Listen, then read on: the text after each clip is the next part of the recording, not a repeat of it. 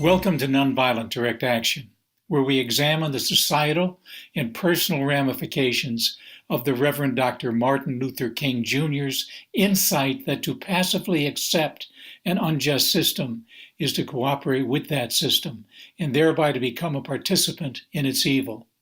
I'm Jack Gilroy, host of episode 10 in the series.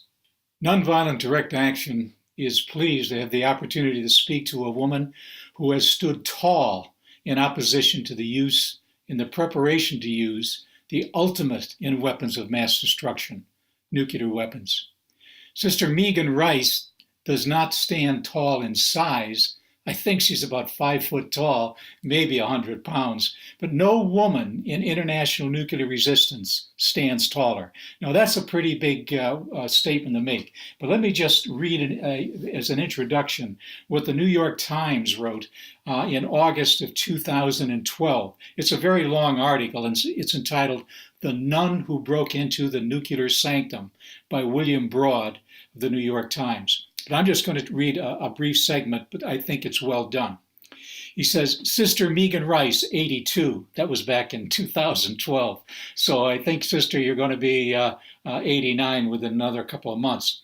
A Roman Catholic nun of the Society of the Holy Child Jesus and 2 male accomplices have carried out what nuclear experts call the biggest security breach in the history of the nation's atomic complex, making their way to the inner sanctum of the site where the United States keeps crucial bomb parts and fuel. And then in quotation points, deadly force is authorized, sign there reads, again in quotation points, halt, images of skulls emphasize the lethal danger. With flashlight and bolt cutters, the 3 to 5 barbed wire as well as armed guards, video cameras and motion sensors at the Oak Ridge Nuclear Reservation in Tennessee early in July 28th, a Saturday. Again, this is of 2012. They splashed blood on the highly enriched uranium materials facility, a new windowless $500 million plant encircled by enormous guard towers, and hung banners outside its walls. Now, we could jump right into all of that, Megan, and that's going to be the crux of your story here, the most recent, and as they have said over and over in all the mass media, all you have to do is go into Google, type in Megan Rice, and you'll get NBC and the British Economist, Washington Post, which, by the way, the Washington Post I think did one of the longest pieces ever on a situation like this, 6 pages, including illustrations. All of that is there for anybody who really wants to check further on Megan Rice. But what I would like to do is to sort of backpedal a bit and would like to hear about your early life, growing up in Manhattan. You were born in Manhattan, and that was back in 1930. Can you tell us something about your early childhood and maybe something about your mom and dad? Yes, I would be very happy to. Is it okay at this point to mention the other 2 colleagues? Go right ahead. To give us their names. I think it's very important that because they're totally equally, we are all involved in this. And it's Michael Wally, who is a member of the Catholic Worker in Washington, D.C., Dorothy Day Catholic Worker, and Greg Borgi Obed, who works in a variety of peace action goals in Duluth. So I just need to honor the 2 of them. We'll get back to Michael and Greg later on when we get into the nitty-gritty of that whole action. But back to your childhood. Yes, I was born in Manhattan on East 86th Street in 1930, January 31st, 1930. And we lived there until I was 17, and they continued to make New York their home. So, what did they do for a living, your mom and dad? Well, my father was an obstetrician and taught at NYU Medical School for about 27 years, as well as a small practice. But mainly he was teaching medical students obstetrics.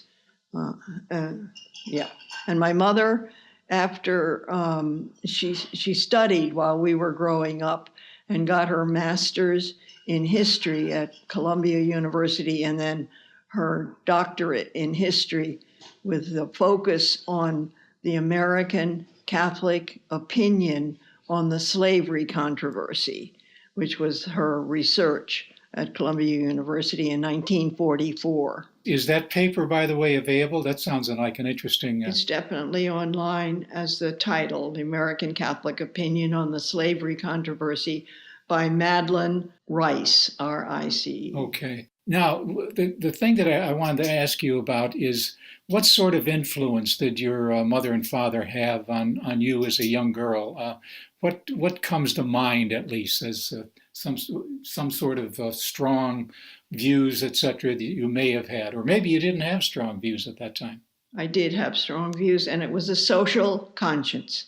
They definitely were people who spoke about the problems that were the wants of the age in the 40s. When we were having dinner at night, we would be focused on what was happening in the world. These were during the war years for Americans. That's right.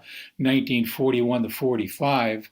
Let's jump to a really big question. In August of 1945, the United States incinerated pretty much the city of Hiroshima, and then just 3 days later, Nagasaki. At that time, you were 15 years old, and apparently war studied, and with all of those discussions and all, where was your thinking in August of 1945 when you saw some of the results of the destruction of those two cities? We didn't hear of the destruction at all. I can remember the day on the 6th August 1945. My sister and I, my Maddie and I, were at camp in Maine near Portland.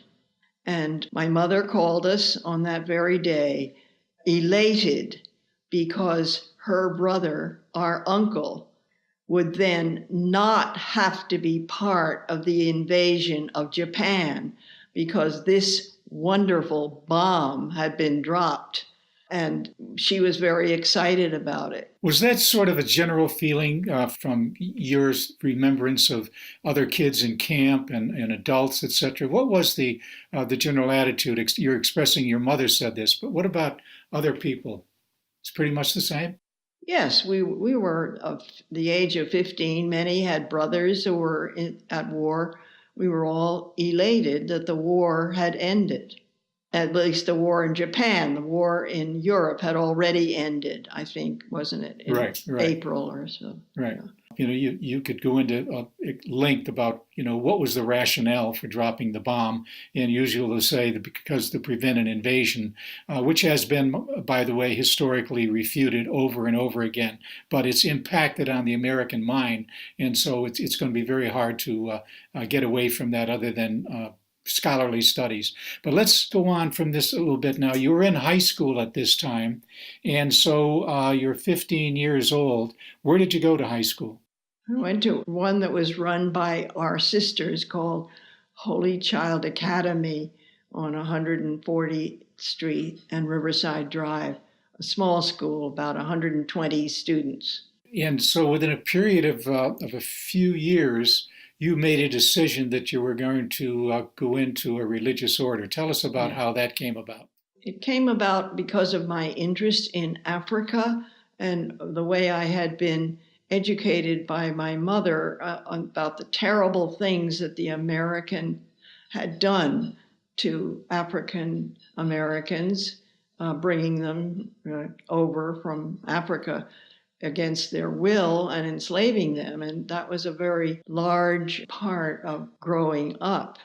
And we talked about it in school when we were in the 6th and 7th grade.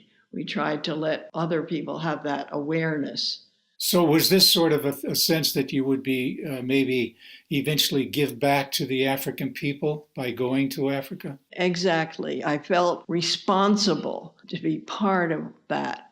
And I always wanted, in some way, to be able to make up.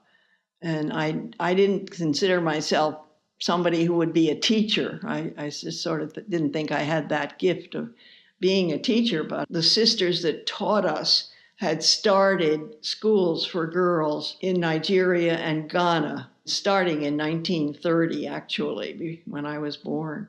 But by then, we had schools established in 1945. And I was very aware of that. And we were trying to raise money, for the people there and so forth. You still had to get a bachelor's degree, and eventually you got a master's degree. And I'm kind of curious about how you would bring, was it radiation biology why that particular emphasis if you're going off to Africa? Well, it just happened serendipitously, we might say. When I was teaching in Melrose, Massachusetts, they knew that I could not be accepted or recognized as a graduate teacher, therefore getting a salary from the government in Nigeria to help run our schools there. So I had to get a master's degree that would be acceptable. So they said, what will it be, biology, chemistry, or physics? Because that was what was needed in our schools at that time. They had very few Africans who were teaching those subjects. So I said, well, I've always loved biology. So then they said, well, you go to Boston College. So I had to apply to get in the biology department at Boston College. And the priest there, who was head of the department, was doing a project for the U.S. Army Air Force, I believe it was, on the use of radioactive tracer compounds, how you use radioactivity to trace life processes in organisms. This will play a big part in your decisions later on dealing with radioactivity. Yeah, exactly. And because I had to learn and understand tritium, which is radioactive hydrogen, and we used compounds that had radioactive emitting beta particles. I had to learn how to wear a lead apron and prevent the radiation from affecting me. So I was the first person at Boston College to be given a project that used radioactive isotopes. And it was more to learn the technique, actually. The department wanted to know because they hadn't ever used them in their own studies. It was very new in the late 50s. Was there a carryover of that education when you went? Did you go to Ghana or Nigeria first? First, I was in Nigeria. Nigeria. Was there any carryover to these studies, or were you into something else? Well, I certainly felt that I was teaching science. So it taught me about elements. And when I was teaching chemistry, for instance, also part of my biology, but especially in the chemistry, I would start with the elements. Some of them are radioactive, some of them are not, and some of them have radioactive, as we say, isotopes. In other words, I used it in order to help them to understand chemistry. What are your fondest memories of Africa? It was the openness and the eagerness and the ambition of Nigerian students to learn and their gratitude to be in high school, because we were the ones that were starting the high schools. There had been primary schools, as I say, since 1930 for girls and boys. But then we began some of the primary schools we turned into teacher training colleges. So we were training teachers, our sisters, as well, who would man then, or woman, the primary schools. They would be the people to open new primary schools. And then we needed secondary schools. So some of our teacher training colleges, we probably had 10 or 15 of them in the end, we were turned into secondary schools. They're people who are extremely hospitable. Hospitality is the thing, and will go to no length to make you feel at home. And you must have a meal when you visit somebody. It's that complete openness.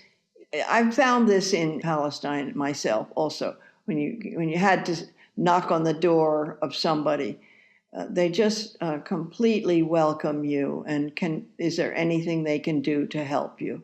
I would say very similar to the hospitality that I experienced when I did 9-month sabbatical in Palestine. You're listening to episode 10 of Nonviolent Direct Action. I'm host Jack Gilroy, and my guest today is Sister Megan Rice. There was a war going on while you were there. Could you sort of briefly tell us what that was all about, and were you involved in any activities there? In 1967, we knew that a war was looming, a civil war in that area called the Biafran War. And we were there for the whole of the start of that and tried to prepare our students for independence. I can remember joking about ask not what your country can do for you, but what you can do for your country. Explain again. Biafra now was attempting to break away from Nigeria. That's correct. Because of the oil, it had to do really with the oil industry, definitely. The southern part of Nigeria had the oil, and the northern part didn't. And the Nigerian government did not want any breakaway because they wanted a share in the oil industry. And that went on for 3 years, from 1967 to 1970. There was a very vicious war going on in certain parts of what we call Biafra, not everywhere.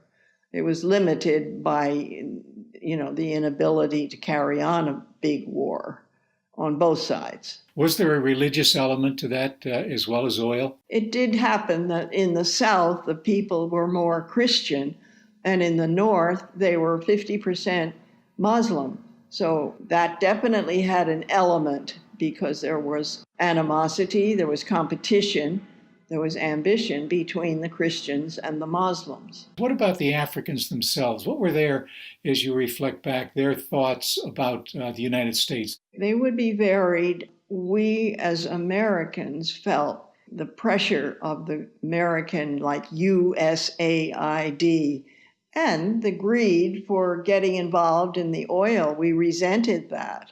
Those of us who were Americans were ashamed at the effort of the American policies to encroach upon the independence of, first of all, Biafra, and then the rest of Nigeria. But the Nigerian government and the United States government were in collusion with each other in opposition to the southern group where the oil was actually located.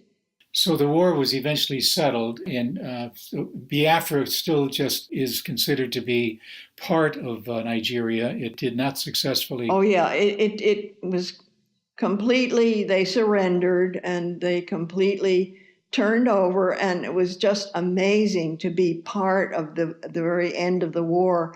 I can remember being in a town called Calabar, and just two of us sisters. Many of our sisters went out of the country during the war, and then some came back, and I was one that did leave for a while and came back.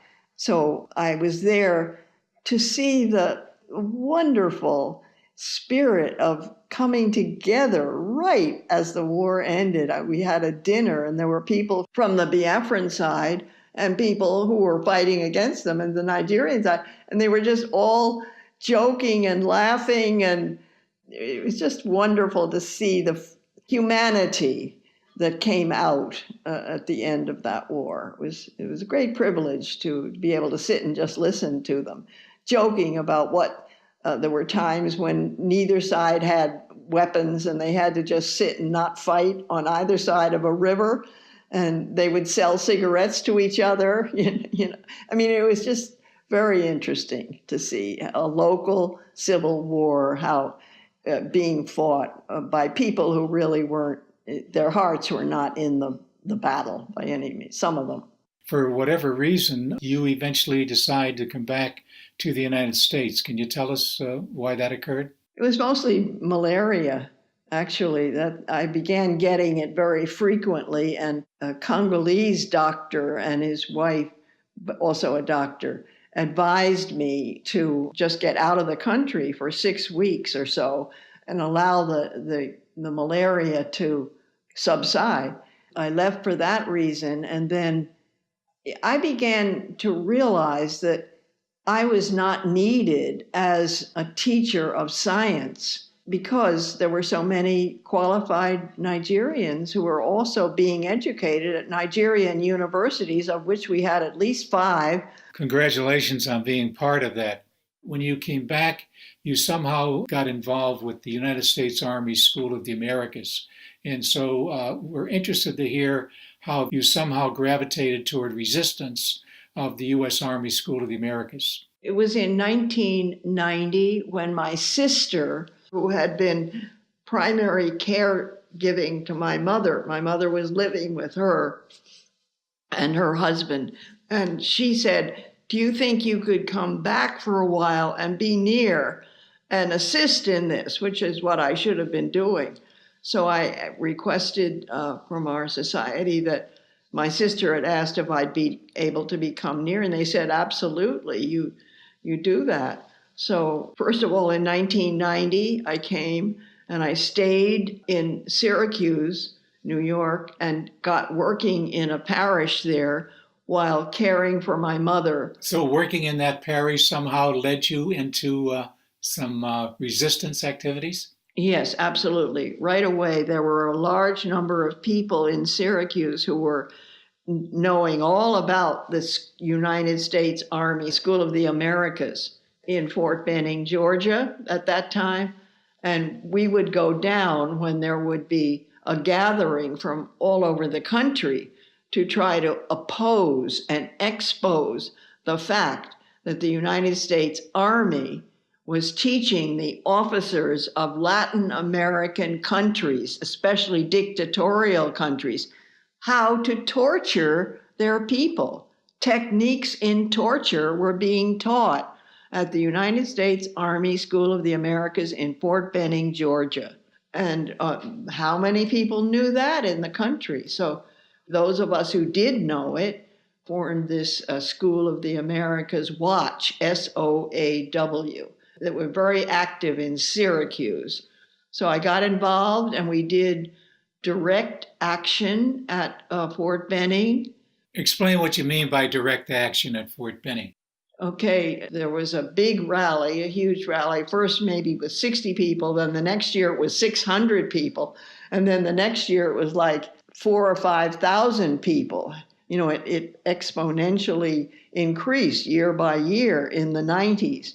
And we decided that we would cross the line, meaning there was a certain area in the base, which was an open base, this Fort Benning, and we would walk in and keep on going in order to protest and try to express the truth, and knowing that there would be arrests. So people should know, though, Megan, if I can interrupt you for a minute, they should know that the U.S. Army School of the Americas was at Fort Benning, but it was sort of a base within the base, right? And you were going to walk That's in. correct. You were going to walk in to where this U.S. Army Right. School of the Americas. Okay, I just want to make sure that listeners understand what this was about. Yeah, and they would collect all the people and give them citations for having crossed over this line, an arbitrary point in the road. And in the beginning, nothing happened. And then the next year, we were called to trial in January or February. This happened in November of the year before. Tell us about what happened in the trial. Yes, we had the opportunity to speak out and tell the truth, and the judge had to allow the story to be told and go on the record, and we felt that that was the purpose of being arrested, so that it would get into the transcripts of court cases that this was going on, that the United States was teaching torture, and that in itself needed to be resisted. And sometimes we were sent to prison, 6 months the first time. And then the next year, when we met again, some of us crossed the line a second time. First 25 of us, and the next year 10 of us. So some of us went 1 year after another to 6 months in prison. When you went to prison, for example, I believe it was in 2000, this was the second time you went to prison. First, you went to Muskogee County Jail, and then you went to federal prison. How did that work? Well, the Muskogee County Jail was just like, at the most, a month while we awaited trial. Then the trial was, we were sent to Danbury Prison. Danbury, Connecticut. Correct. Yeah. And we were released at the end of the first 6 months, and then some of us went back again the next time, and the officers said, "Oh, here you are again. You just have to do what you've got to do, I guess." Anyway, it was a camp. It was not it's a highly secure prison. What were the women in jail for? What were they? What was their crime? So much of it was carrying drugs, or doing it for others, or sometimes being informed upon falsely by others. I got to know several women who, she's still there and we're still working on her. 2 life sentences plus 50 years was hers, because she was informed upon falsely by the person who was involved and actually did a drug-related murder. And this man informed that she had done it falsely.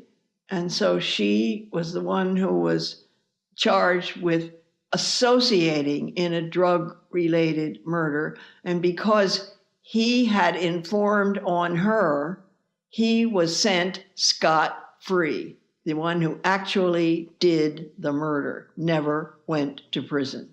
He was rewarded for telling on it was a group of others. She happened to be one of them. So you were in jail, in prison. Actually, it's 1 year. You spent 6 month incarcerations because of activities at the U.S. Army School of the Americas, which simply meant you were, again, nonviolent, as you've always been. You walked across a line, right? That's about it. We're not talking about any major crime.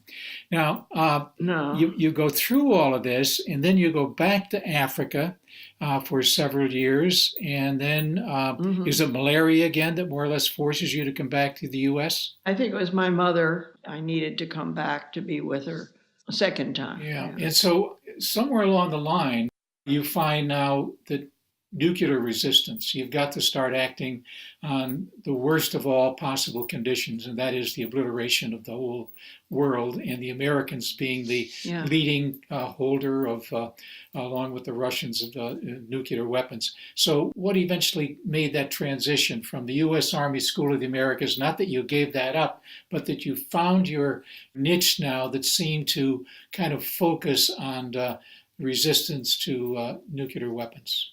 Tell us how that came about. My dominant memory of this country was growing up as a teenager when my uncle, Walter, my mother's brother, was a Marine and assigned to the occupation of Nagasaki for the next 5 months right after the Nagasaki bomb. Well, it was 5 weeks. They didn't send people in until 5 weeks for the occupation. And there was nothing to do in Nagasaki because all the people had died. And so he was given a Jeep. He was a young lieutenant by this time in the Marines. And the sergeant below him said, "Look, there's nothing for you to do. So you just take this Jeep and drive around." So he was totally free to keep on going, investigating exactly the condition of Nagasaki, and also free to meet at the port in Nagasaki a Jesuit archbishop who was from Nagasaki, but had been doing public service during the war in Tokyo or somewhere. And he returned to his diocese. And my uncle drove him to the cathedral, which had been his as an archbishop, and where his mother and his sister had been at Mass on the 9th of August, 1945, and therefore experienced the bomb at 8:15 in the morning and were incinerated, his mother and his sister. And my uncle was the one to bring him there when he returned in 1945. And all of that, my uncle, would tell us about what it was like. So I had an inside picture of what the United States had done to Nagasaki. So I felt it was very important to get involved in ending the transformation of the nuclear weapons industry, which was big profiteering. You're listening to episode 10 of Nonviolent Direct Action. I'm host Jack Gilroy, and my guest today is Sister Megan Rice. The very cathedral that you're talking about, of course, was the Catholic cathedral that became ground zero, because as we remember it, that the aircraft carrying the weapon that was dropped on Nagasaki was actually, I believe, going to Nagoya, but it was so cloudy over Nagoya they couldn't do it. So they found a secondary target in the opening in the clouds was the cathedral. The Catholic cathedral is the largest Christian population in Asia, was in Nagasaki, and so the cathedral became ground zero. So that was a pretty awesome kind of thing for your uncle to be taking the bishop there to see where his mother and sister were incinerated. So anyway, that's a powerful story, Megan, and that obviously must have had an impact on you.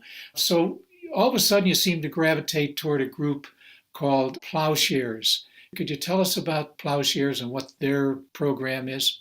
Yes, when our mother died in 1999, I asked if I could live at Jonah House because I had met Phil Berrigan and Liz, and I had visited there, And so I joined that community after my mother died and was there for 9 months. Now, this is Phil Berrigan, who's married to the former Catholic sister, Elizabeth McAllister. And people should know that Phil Berrigan spent approximately 10 years in federal prison, focused on resistance to the United States' possible use of more nuclear weapons, right? I just wanted to make sure that, people remember Phil Berrigan, who is deceased. His wife, Elizabeth McAllister, who, as we speak, is incarcerated in Georgia for a Plowshares action. So here you're with a person who really many people look upon as pretty much the father of nuclear resistance in the United States. So tell us more about that.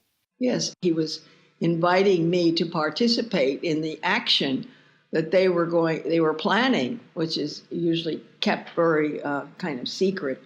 And I was there at the whole meeting and everything. But at that point, I was being sent back to Nigeria. I was just waiting to go. So I said, I'm sorry. They're already going to be sending me back. So I couldn't accept the invitation to do an action.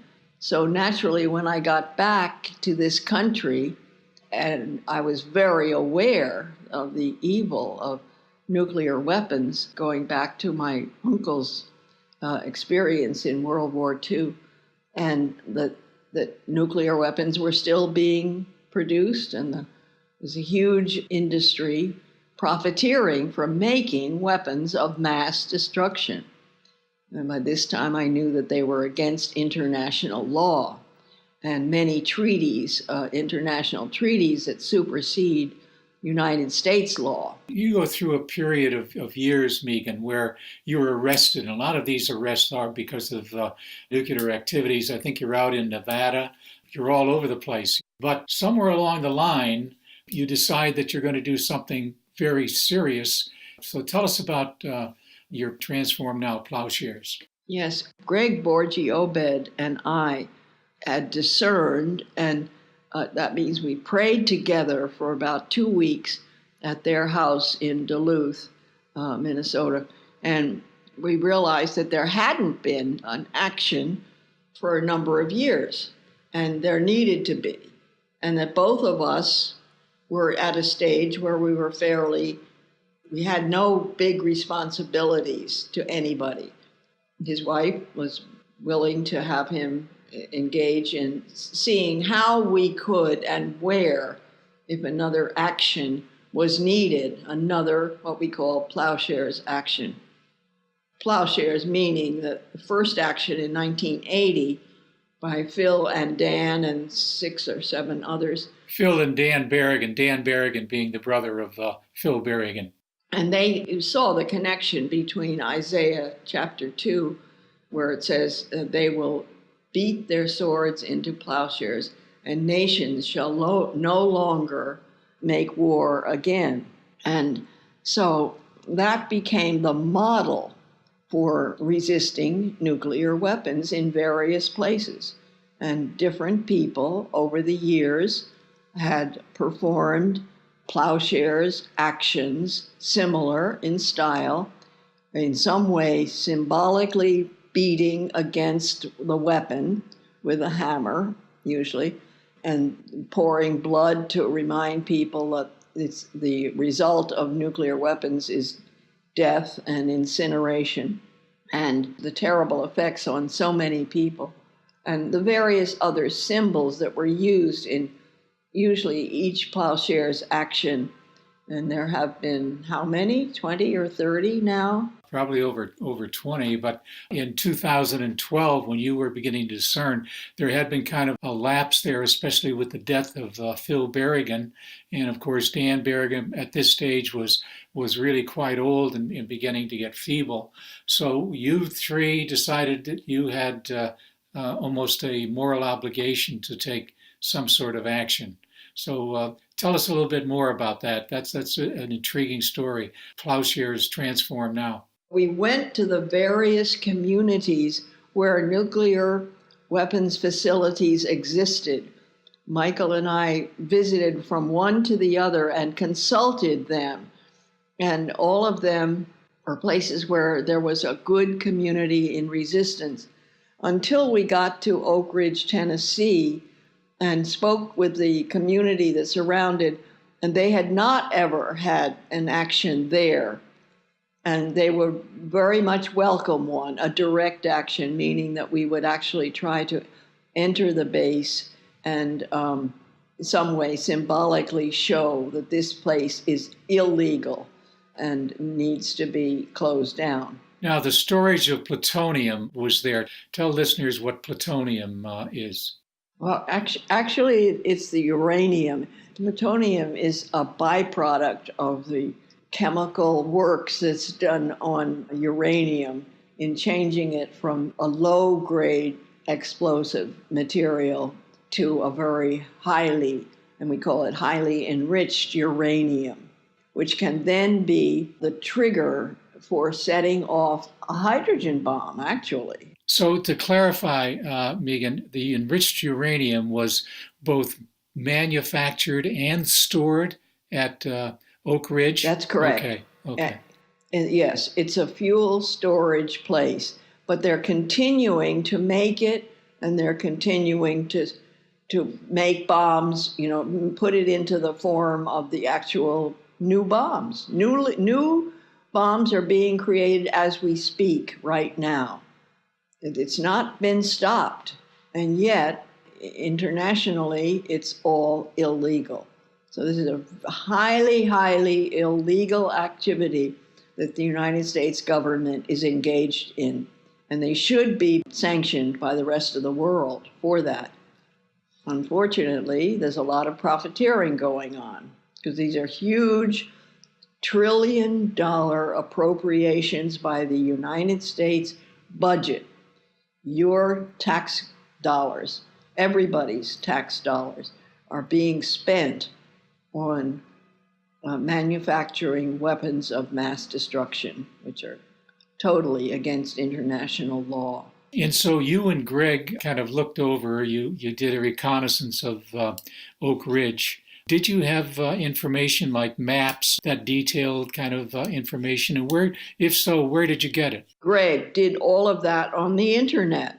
He was able to go into satellite pictures and images and focus down and see exactly what was there. And he did a huge amount of research and did it very well, so that he was our leader in telling us what and when and where we could go in order to enter that base and label it as illegal and expose. That's the whole thing. expose in order to oppose what was going on illegally in that very secret Y-12 facility in the larger nuclear weapons, I guess you call it military base, really, which is Oak Ridge. So, from the imagery that Greg picked up of the whole facility that's known as Y-12 at Oak Ridge, you eventually, physically driving along, were able to find where you were going to make entrance into the security complex. So, Yes. what was it? Sort of a eureka moment? You're driving along and you say, "Wow, look at that fence. Could we get through there?" Or was that more involved than just that? We were 8 people who had spent almost the whole year of 2011-12 meeting to discern about how we would do it, because we had to make the final plans. And in the end, after we had been together for 8 days in the woods, a very secluded place, it turned out that the 3 of us were free to do it, and we were willing and able. The others had to back out because they had various responsibilities, children, jobs, and whatever. They were not free, they felt, to go to a long prison sentence. And the 3 of us were willing and able to do that. Tell us about the actual entry. There were 4 of us in a pickup, and one was driving us. We were all part of the 8 original ones. And so the 3 of us and the driver. So we started about 2 in the morning in the darkness. Oh, no, he dropped us off at the base of the ridge of Oak Ridge. And so then the car drove away immediately and was out of everybody's sight so that nobody would be connected with this delivery of us. And they never found who helped us, in other words. So we then had a torch, I guess, two anyway, and the 3 of us started through the woods. And it was all very thick woods. When you say torch, you're talking about flashlights. I meant flashlight, right? So we called it in Nigeria, we call them torches, flashlight. So we just very slowly worked our way through no path or anything, through dense woods. And it took us about an hour and a half, I think, to get to the top. And finally, when we got to the top, we were able to look over and see this valley between the 2 ridges totally lit up. So we sat there for about 20 minutes and we saw a security car, not many, one. And it turned out to be a white van driving around the road, which is the perimeter road of this whole thing. And it took about 20 minutes for him to come back and repeat the tour that he was making through the night. So we timed it, and then once we knew that it had passed, it wouldn't come back for 20 minutes, so we were able to descend the ridge, and we came to the first fence, which we were able to make a right angle bend by cutting, and then make a flap in the fence and climb through, and then close it up afterwards with little plastic ties, so that it wouldn't look as though it was for another animal or something to get through. And then there were 3 more fences very close, and we were able to cut through each of those, maybe 5 or 10 minutes. So by the next 20 minutes, we were inside the 4th fence and put our things down on the thing, and we had spray paint. We were able to make labels on the building with the spray paint. You're listening to episode 10 of Nonviolent Direct Action. I'm host Jack Gilroy, and my guest today is Sister Megan Rice. The building, Megan, is the building where the enriched uranium is. The building, the highly enriched uranium manufacturing place and storage for the fuel for all the nuclear weapons in the country, of which there are 7,200 or something. Then we did our symbolic act of resistance, pouring blood on the building opening up a fresh loaf of bread to offer to any security that came. And gradually, the security car that had passed on the outside, we saw it driving along the inside between the fourth fence and the wall of this warehouse, you'd call it. No windows, just a big, long, 300 feet or something in length, painted white.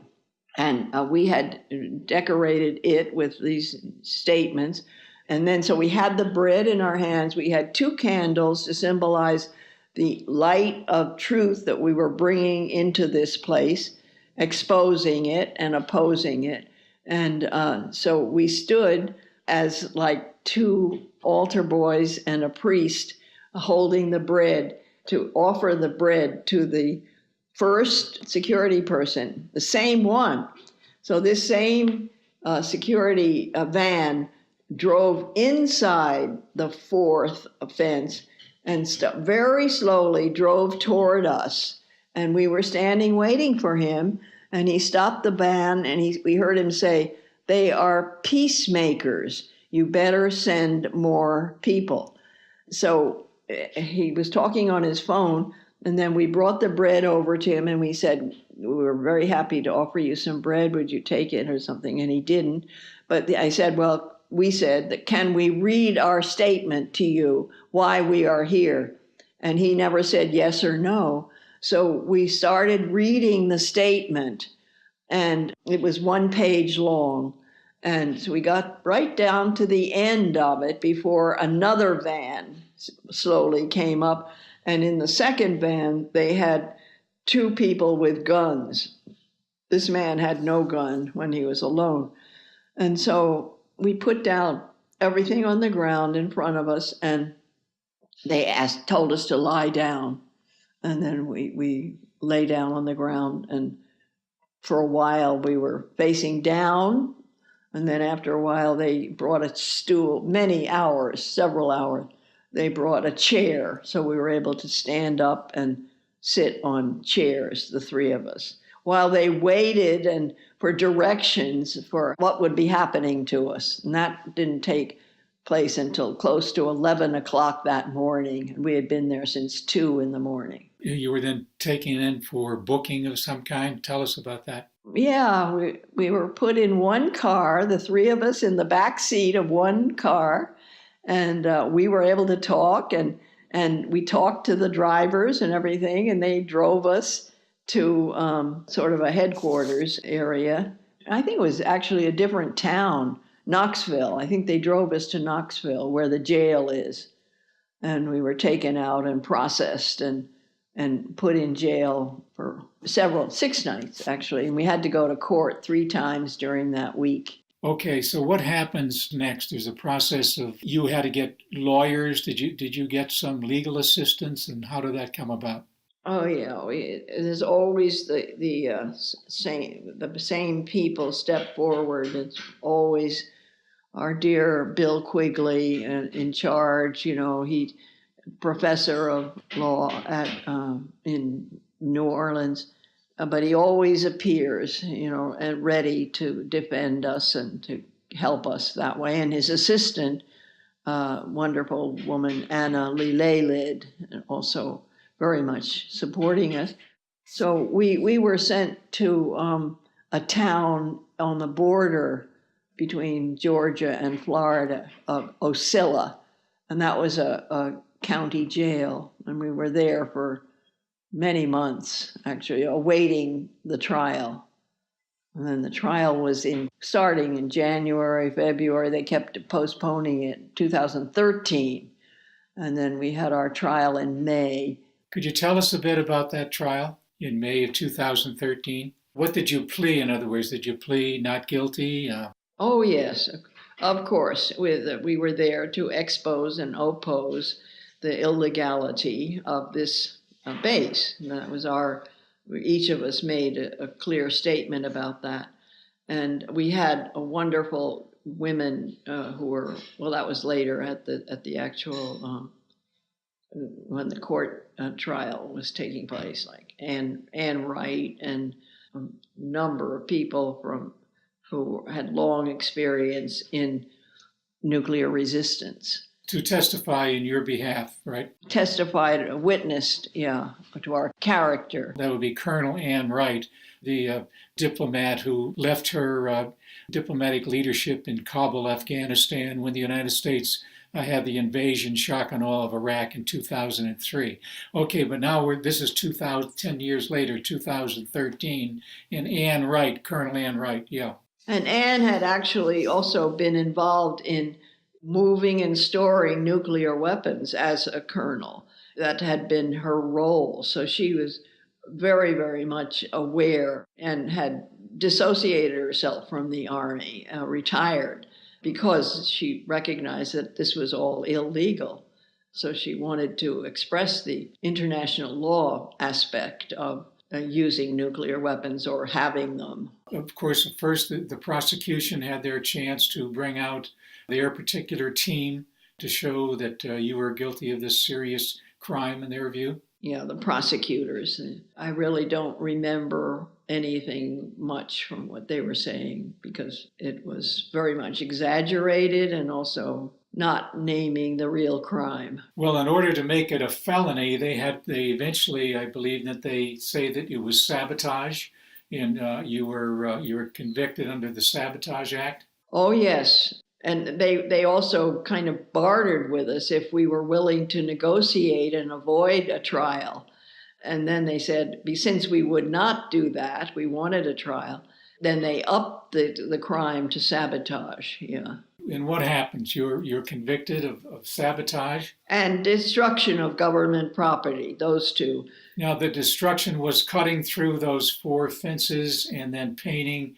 That's right, on the wall. Did they put a dollar figure on that, by the way? Oh, yes, $52,993 with all sorts of very exaggerated charges, like 100 gallons of paint. 100 gallons of paint. Greg, who's a painter, said all they needed was 1. There was a cost involved, which was financial, but the major cost was what the prison sentence that was given to you. What were the sentences that were? Michael and Greg, because they had done previous Plowshares action, got 5 years, and I got 3 years, close to 35 months. And immediately when we were sentenced, somebody in the court said, "We will appeal this." We didn't know anything about this. And my relative of mine knew her brother, who was a member of a big corporate law firm in New York, that they would take it on if she asked them to.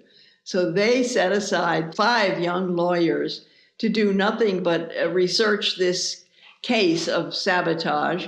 And at the end of a year, they had their 100 pages of their statement, and it won. So we were then released instantaneously after 25 months. Where did you spend your time with that incarceration, Megan? I was sent first to Ocilla, and then from Ocilla to Brooklyn, New York, because I was considered a New Yorker. My comrades, one was sent to Kansas City, and Michael was sent to some place between New York State and Pennsylvania, in Pennsylvania, but close to New York State because he was from Dorothy Day in Baltimore. Oh, no, where was he? In New York, Dorothy Day, Catholic worker. And so there was no room for women in any of the prisons. The men had taken over Danbury. So I was just sent awaiting to go to prison in Brooklyn, which was on the 6th floor of an 8-story jail for men, built for 3,000 men. But there was one floor turned over to 120 women on the 6th floor, I think it was.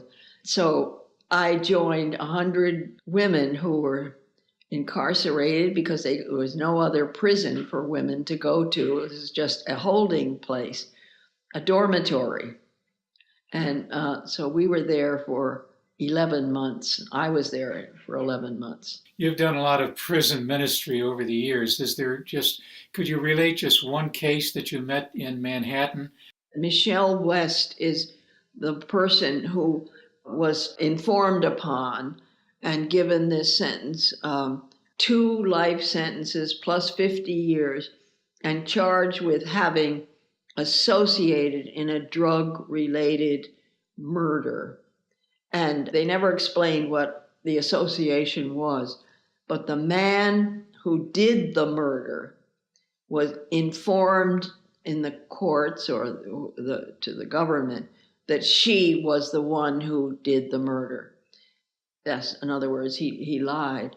And because he exposed her, and I think there was another circle in this group that were sort of involved in a drug ring. So she was serving the 27th year of her 2 life sentences plus 50-year charge. And she's the most gentle, mild, kind woman. So we are actually trying very hard to get her sentence commuted or compassionate, whatever, because she's been such an exemplary, absolutely exemplary prisoner in all those years, and has helped so many others. She becomes the counselor to all the women who are so troubled. Sister Megan Rice, what do you really think has to be changed in the American educational system to make students more enthusiastic about ending this horror of nuclear weaponry? Well, I think the first step is to get started with teaching it in elementary school level. It can be whenever we hit World War II, we have to explain to our students what was used and how dreadful that bomb is. That it's a bomb that destroys all life as we know it. And it will destroy the planet if we ever use the bomb again. Only 3 bombs have been used. But if ever we use it again, the planet will be destroyed because it's 1,000 times as powerful as the first atom bombs that were used in 1945 on Nagasaki and Hiroshima.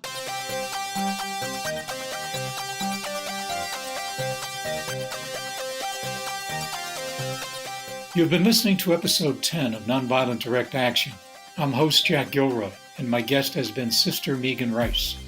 You can find this episode in the entire Nonviolent Direct Action series on iTunes. You can find related links on our blog, nonviolentdirectaction.blogspot.com. Thanks for listening.